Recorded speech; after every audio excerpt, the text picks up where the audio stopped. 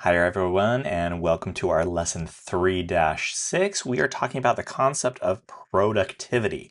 Well, now before we get into that, let's talk about something else first. How valuable is time? Well, Peter Drucker, who's a management guru, said that until we can manage time, we can manage nothing else. Benjamin Franklin, he said while time is free, how valuable is time? While time is free, once it's gone. We can never get it back. This makes time it makes time priceless and one of the most valuable resources. Benjamin Franklin said, "Lost time is never found again." So how do we calculate productivity? Well, productivity basically measures output divided by inputs. Okay, productivity then is the amount of goods or services produced. That's your output. Okay, per unit of input, such as labor, capital, other resources. Okay, output divided by inputs. Okay.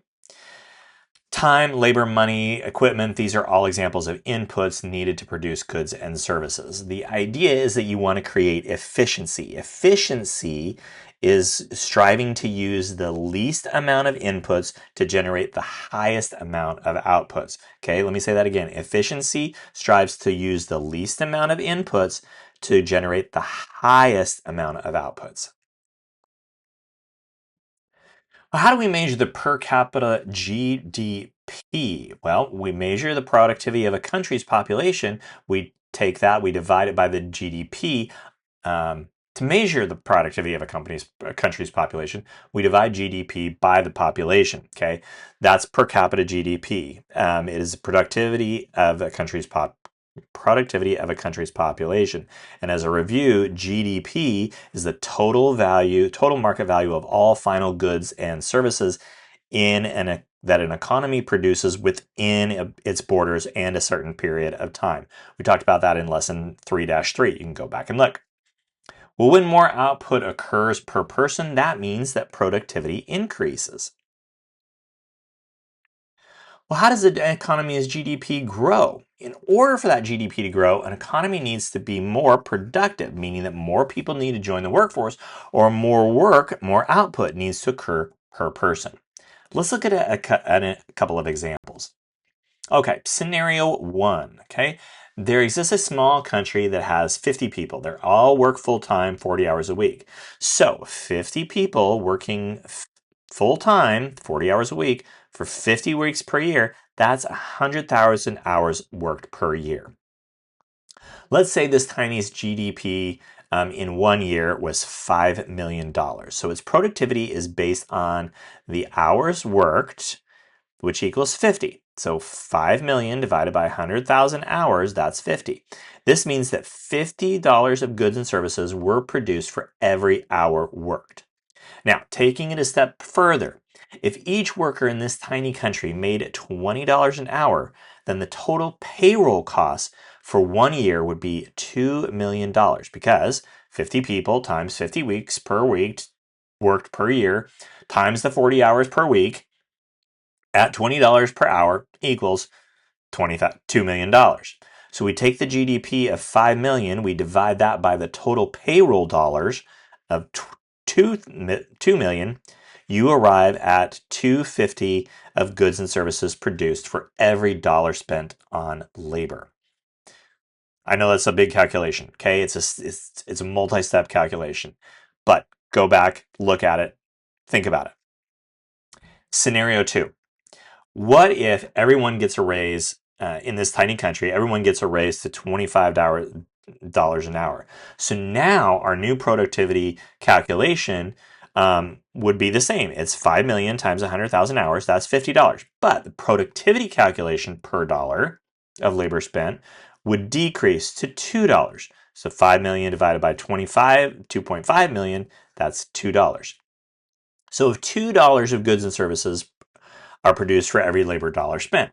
However, what if at the same time the country invested in a new high-speed rail that allowed people and goods to be transported faster.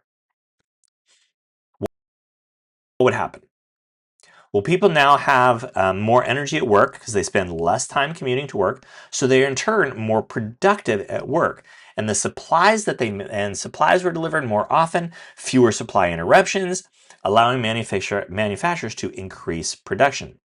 As a result, GDP increases to 7 million for the year. So now our output per hour worked has increased to $70. 7 million divided by 100,000 hours, and the output of $1 per labor has increased to $2.80.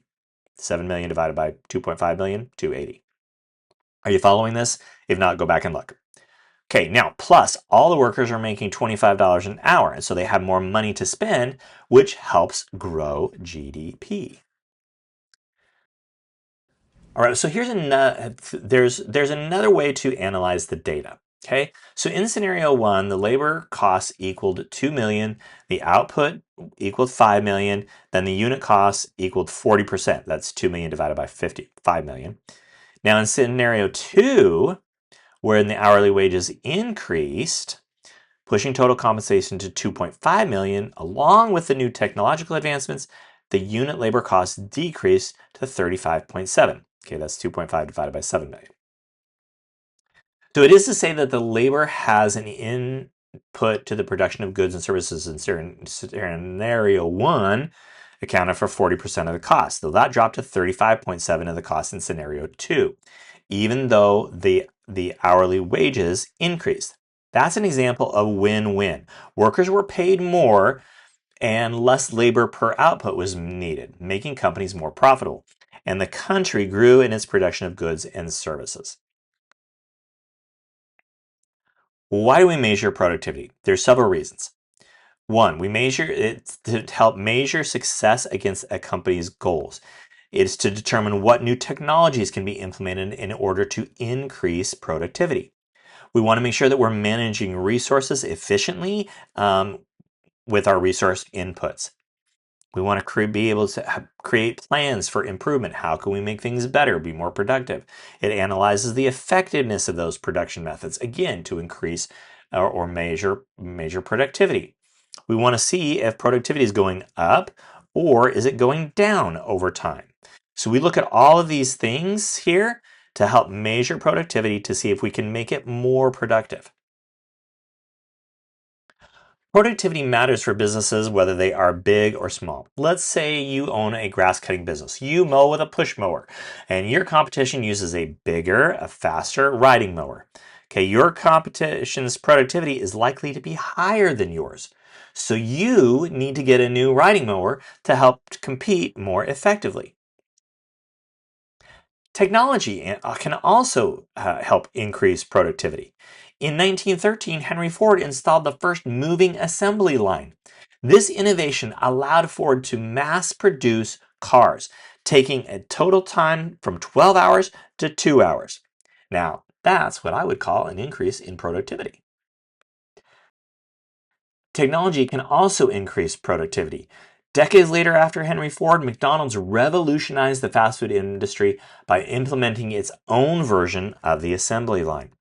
Modern day technologies help businesses and societies be more productive with less resources, limited resources. All right, let's talk a little bit about modern day technology. Some examples of modern day technology that can increase productivity: high speed rail, high speed internet, AI, artificial intelligence, machine learning, and the Internet of Things. Basically, the internet itself is a modern day technology that has helped increase productivity. There can also be specialization in labor that increases productivity. Assembly lines are effective at increasing productivity because it allows company to divide work into specific, repetitive tasks that workers can specialize in. For any job task, the more specialized the role, the more likely that the worker will become an expert in that role and thus being more productive.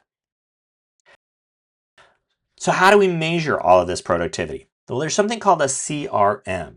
stands for Customer Relationship Management. This is a system, a technology system for managing all the company's interactions with current and potential customers.